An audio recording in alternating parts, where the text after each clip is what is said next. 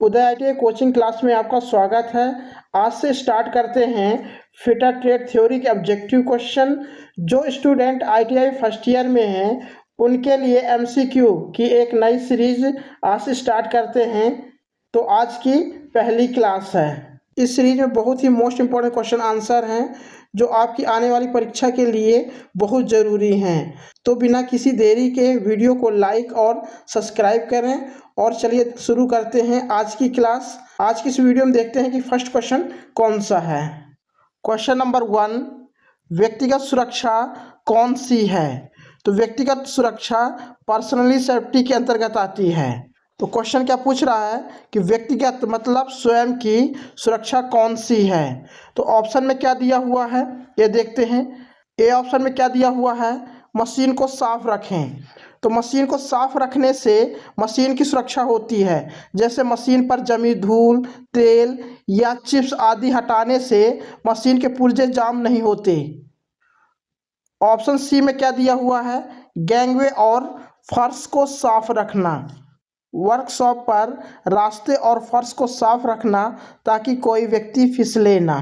D option में क्या दिया हुआ है, टूल्स को उसके उचित स्थान पर रखें।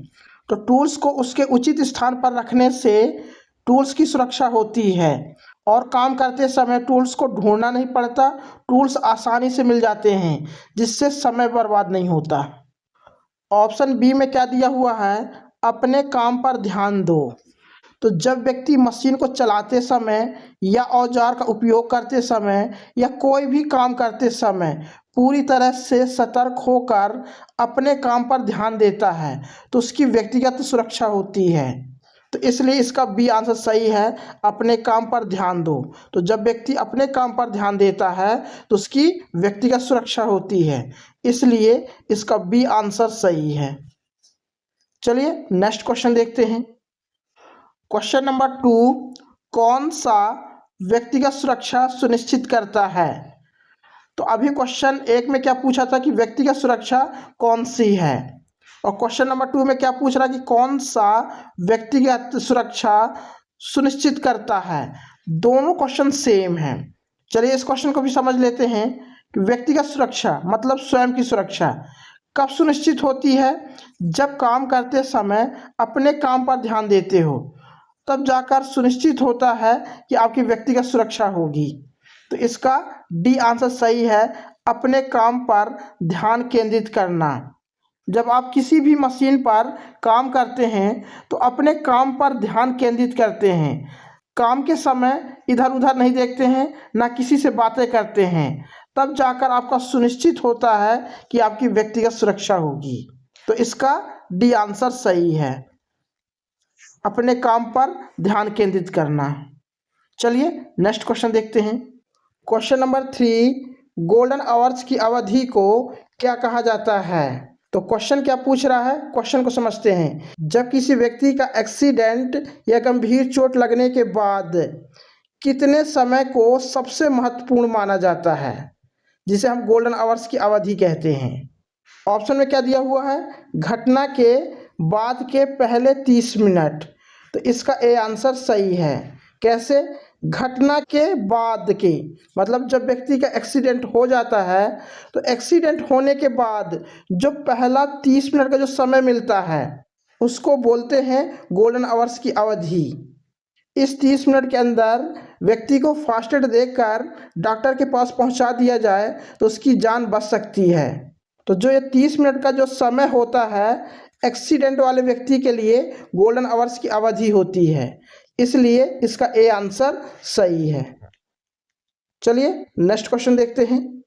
क्वेश्चन नंबर 3 में क्वेश्चन क्या पूछा था कि गोल्डन आवर्स की अवधि को क्या कहा जाता है, और क्वेश्चन नंबर 4 में क्वेश्चन क्या पूछ रहा है कि किस अवधि को घायल व्यक्ति के लिए गोल्डन आवर्स कहा जाता है। दोनों क्वेश्चन सेम है, तो इस टाइप से क्वेश्चन एग्जाम पर घुमाकर पूछ लेता है। तो इसका आंसर क्या है, इसका ए आंसर सही है, फर्स्ट 30 मिनट्स आफ्टर एक्सीडेंट। मतलब पहले एक्सीडेंट होने के बाद जो फर्स्ट 30 मिनट का जो समय होता है वो एक्सीडेंट वाले व्यक्ति के लिए गोल्डन आवर्स होता है, तो इसलिए इसका ए आंसर सही है। चलिए नेक्स्ट क्वेश्चन देखते हैं। क्वेश्चन नंबर 5, जैविक कंपाउंड्स में मटेरियल को तोड़ने की प्रक्रिया क्या है जिसे खाद के रूप में इस्तेमाल किया जा सकता है? ऑप्शन में क्या दिया हुआ है? लैंडफिल्स। तो इस विधि में कचरे को जमीन में बड़ा सा गड्ढा खोदकर कचरे को भर दिया जाता है, फिर उस गड्ढे को ढक दिया जाता है। रिसाइकलिंग, तो इस विधि में जो कचरा होता है जैसे कांच, प्लास्टिक, धातु को प्लांट में ले जाकर पिघलाकर एक नई वस्तु का निर्माण करते हैं। कंपोस्टिंग, कंपोस्टिंग वह प्रक्रिया है जिसमें जैविक कचरे को तोड़कर खाद बनाई जाती है, जैसे सब्जी के छिलके, पत्तियां, बचा हुआ खाना, गोबर, इन सब को एक गड्ढे में डालकर कुछ समय तक के लिए छोड़ दिया जाता है। ये सभी धीरे धीरे सड़कर भूरी मिट्टी जैसी खाद बन जाती है। इस खाद को खेतों में और पेड़ पौधों में डालते हैं। अपशिष्ट पदार्थ जलाना, इस विधि में कचरे को आग लगा देने से कचरा जलकर राख और धुएं में बदल जाता है। इससे खाद नहीं मिलती बल्कि प्रदूषण होता है। तो इसका आंसर क्या है? इसका सी आंसर सही है, कंपोस्टिंग। इसका सी आंसर सही है। चलिए नेक्स्ट क्वेश्चन देखते हैं। क्वेश्चन नंबर 6, घायल व्यक्ति के लिए तुरंत क्या करना चाहिए? तो क्वेश्चन क्या पूछ रहा है कि अगर कोई व्यक्ति घायल हो जाए, जैसे एक्सीडेंट हो जाए या गंभीर चोट लग जाए, तो उसके लिए तुरंत सबसे पहले क्या करना चाहिए? तो ऑप्शन में क्या दिया हुआ है? गहन देखभाल, चिकित्सा उपचार, चिकित्सक को बुलाओ, प्राथमिक चिकित्सा। तो इसका डी आंसर सही है, प्राथमिक चिकित्सा। प्राथमिक चिकित्सा क्या है? जब किसी व्यक्ति को चोट लग जाती है तो डॉक्टर के आने से पहले किया गया उपचार प्राथमिक उपचार या प्राथमिक चिकित्सा कहते हैं। प्राथमिक उपचार करने के लिए एक फर्स्ट एड बॉक्स होता है जिसमें डिटॉल, रुई, कैंची, टेप, पट्टी, बैंडेड इत्यादि रखे जाते हैं। इस फर्स्ट एड बॉक्स पर रखी हुई सामग्री की सहायता से प्राथमिक उपचार किया जाता है। तो इसका डी आंसर सही है। चलिए नेक्स्ट क्वेश्चन देखते हैं। क्वेश्चन नंबर 7, कौन सा यांत्रिक व्यावसायिक खतरों के अंतर्गत आता है? यांत्रिक खतरे को क्या बोलते हैं? मैकेनिकल खतरा। क्वेश्चन को ध्यान समझिएगा। काम करने की जगह जैसे फैक्ट्री, वर्कशॉप या आईटीआई में मशीनों के कारण जो खतरे होते हैं उनमें से किसे मैकेनिकल खतरा कहा जाता है? तो ऑप्शन में क्या दिया हुआ है? शोर। शोर क्या है? जब मशीनों के चलने से होने वाली बहुत तेज और असहनीय आवाज़ हमारे कानों में पड़ती है जिससे कान के पर्दे खराब हो सकते हैं, तो शोर भौतिक खतरे के अंतर्गत आता है। ऑप्शन बी में क्या दिया हुआ है? विषैला।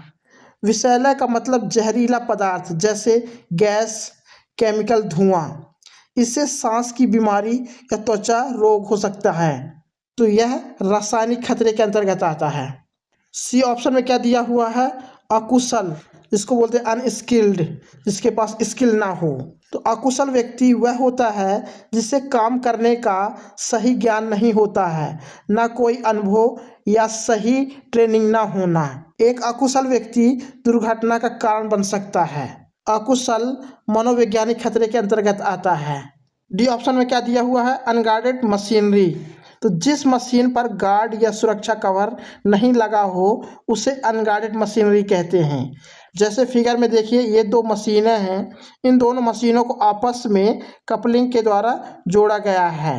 तो इस कपलिंग की सुरक्षा के लिए ना कोई गार्ड या ना कोई कवर लगाया गया है। ये क्या है? अनगार्डेड मशीनरी है, जिससे दुर्घटना होने की संभावना होती है। इससे हाथ कट सकता है, इसमें कपड़े फंस सकते हैं या गंभीर चोट लग सकती है। क्यों?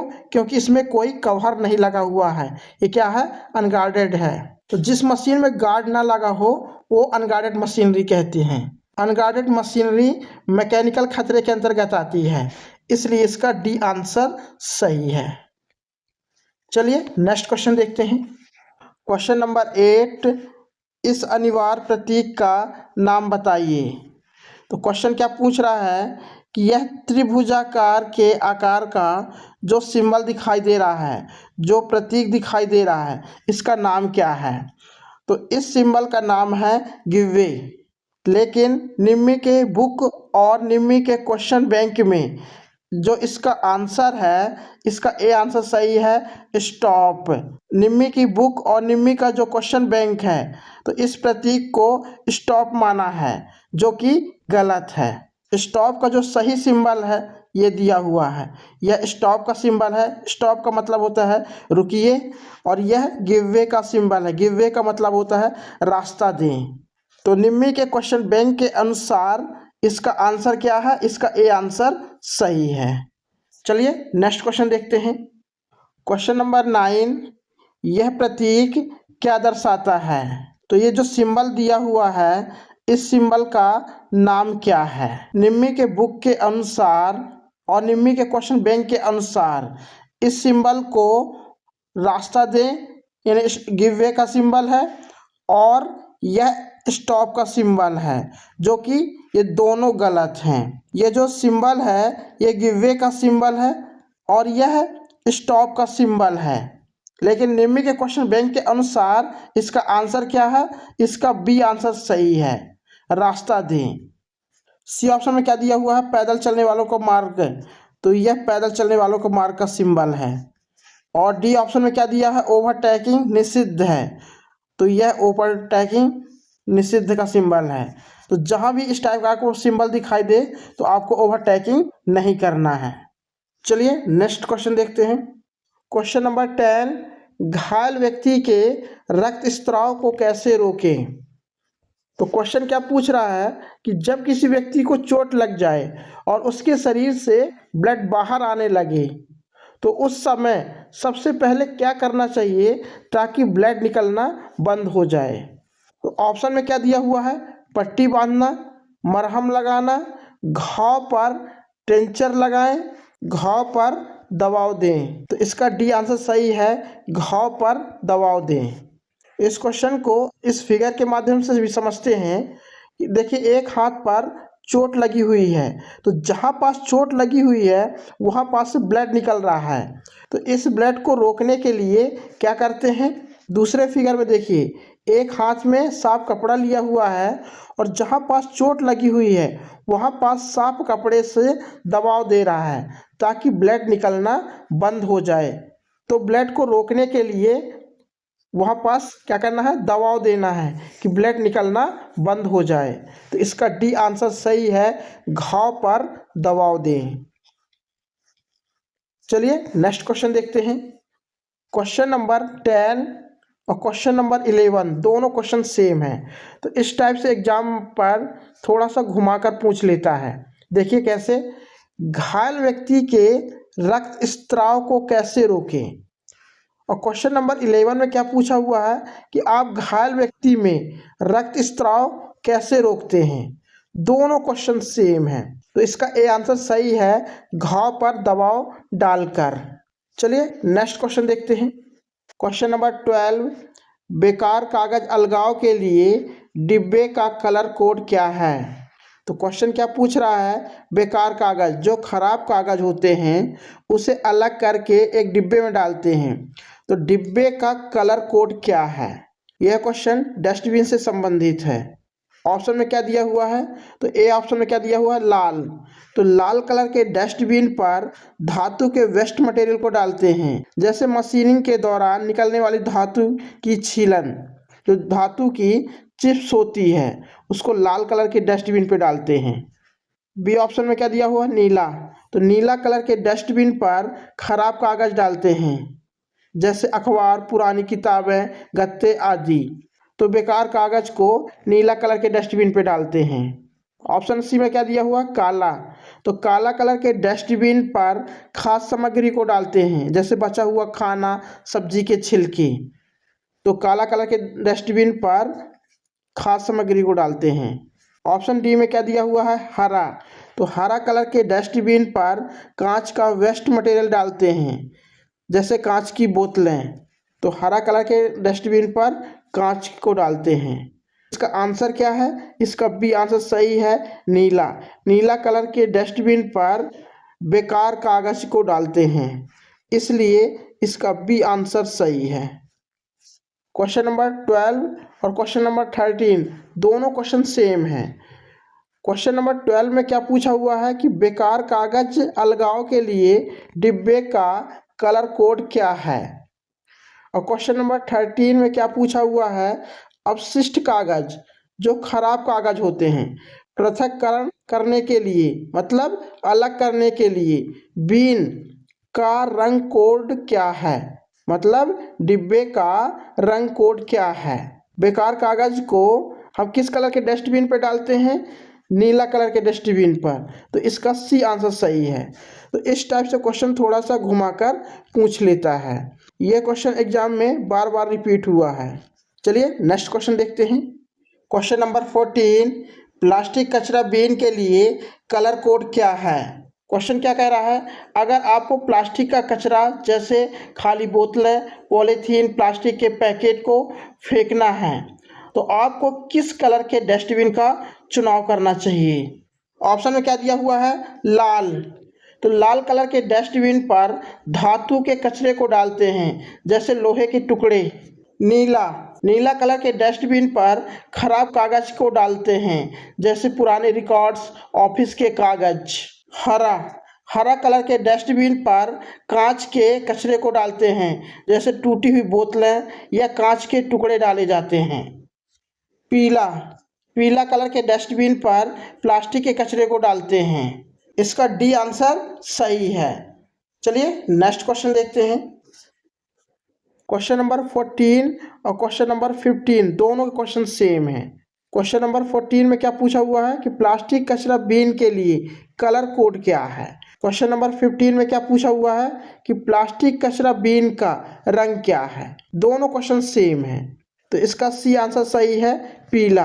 पीला कलर के डस्टबिन पर प्लास्टिक के कचरे को डालते हैं, इसका सी आंसर सही है। 15 नंबर का क्वेश्चन एग्जाम में बार बार रिपीट हुआ है। आज की इस वीडियो में हमने 15 क्वेश्चन कंप्लीट किए हैं, जो कि बहुत ही मोस्ट इंपॉर्टेंट क्वेश्चन आंसर हैं। तो अगर आप लोगों ने अभी तक चैनल को सब्सक्राइब नहीं किया तो सब्सक्राइब कर लीजिए, बेल आइकन को प्रेस कर लीजिए। तो आप लोग कमेंट करके ज़रूर बताइएगा कि आप लोगों को वीडियो कैसी लगी। जब आप कमेंट करके बताएंगे तो मैं आपको बेस्ट से बेस्ट पढ़ाने की कोशिश करूँगा। आज के लिए बस इतना, अब मिलते हैं नेक्स्ट वीडियो पर। जय हिंद।